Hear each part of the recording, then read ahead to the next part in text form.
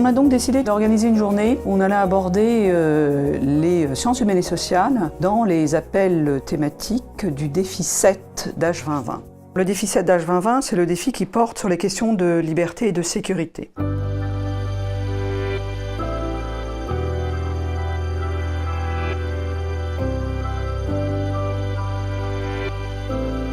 Un sujet qui porte sur la préparation des populations et des acteurs à différents types, soit de désastres naturels, soit d'actions terroristes. Donc tout un volet sur encore la sensibilisation des acteurs, de la population, l'analyse de la perception du risque et l'amélioration de la gestion de l'urgence.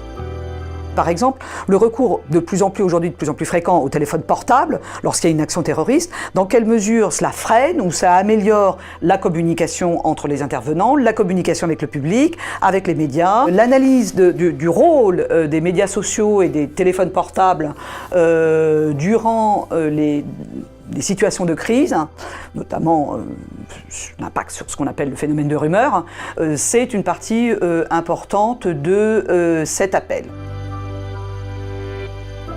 Alors les enjeux de la table ronde sur cette thématique du risque majeur, c'est évidemment de croiser les regards, notamment des praticiens, des universitaires et puis évidemment l'expertise européenne. Ces recherches participatives entre les sciences humaines et les opérationnels est devenue quasiment aujourd'hui incontournable pour répondre à toutes ces problématiques de société. Et je pense que c'est toute l'évolution actuelle des projets H2020 où les praticiens sont quasiment intégrés dans chaque partie. Avoir une plateforme de recherche qui soit pas intégrée dans le système hiérarchique. Et donc on est bien obligé de déplacer cette plateforme sur un espace libre où on accueille ces sciences humaines, ces spécialistes en sciences humaines, et qui nous permettent de faire progresser tout ce qui concerne le management, tout ce qui concerne la prise de décision, tout ce qui concerne le décideur.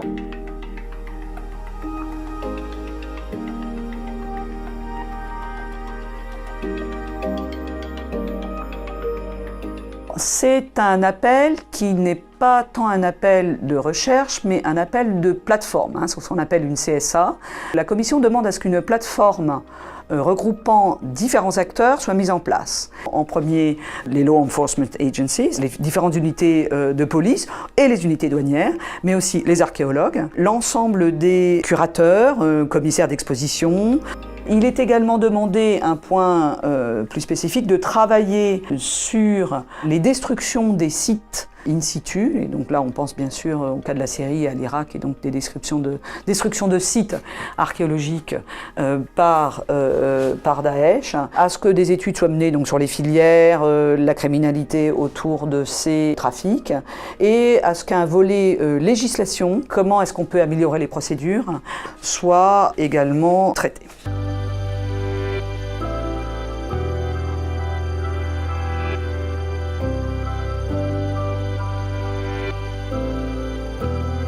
Quels discours sont portés sur l'Europe? On demande à ce qu'une analyse des médias sociaux soit réalisée, une analyse de l'impact, des menaces que ces discours pourraient créer pour la sécurité de l'Europe. On a essayé de répondre en 4 temps avec 4 intervenants. La première réponse, c'est qu'il faut qu'on soit un petit peu clair sur les objets, les paradigmes. Pour répondre à un appel d'offres, il faut une communauté de chercheurs. Et on a essayé de montrer, et c'est Sabrina Melnotte qui a montré qu'en France, il y a une tentative de structuration de cette communauté. Il y a plus de 150 chercheurs qui sont rassemblés à la FMSH, c'est la plateforme sur la violence. Et ce qui est très important, parce que c'est dans la construction de communautés, de liens, que, au fond, se fait des équipes pour répondre.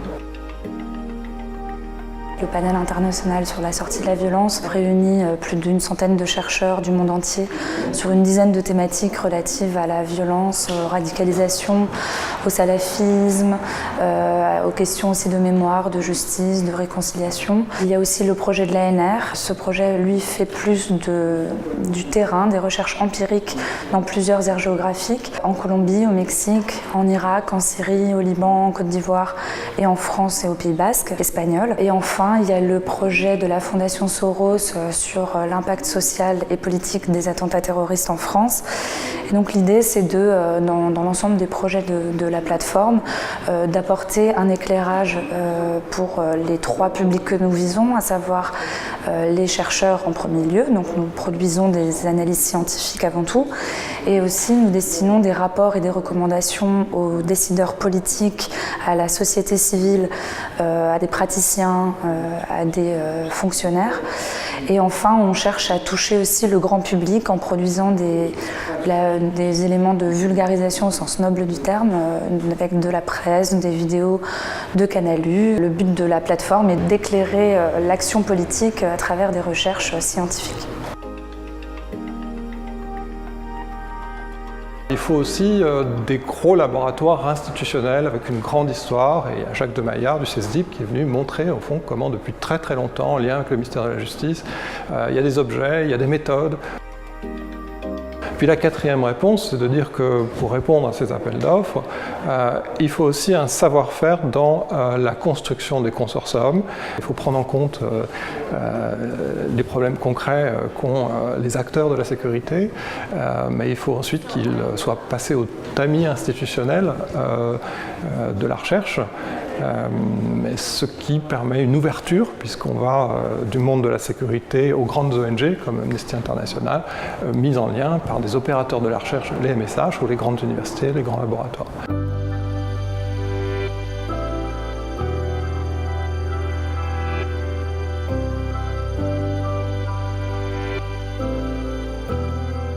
Il y a 2 volets, un volet prévention et un volet aide aux victimes. Donc comment réduire le trafic, identifier les filières, l'implication du crime organisé, les méthodes pour enquêter, et puis l'aide aux victimes, qu'elle soit juridique ou psychologique. Les volets exploitation sexuelle des enfants et trafic des êtres humains sont à considérer de façon simultanée. Il y a un volet analyse de l'impact des réseaux sociaux, notamment criminels.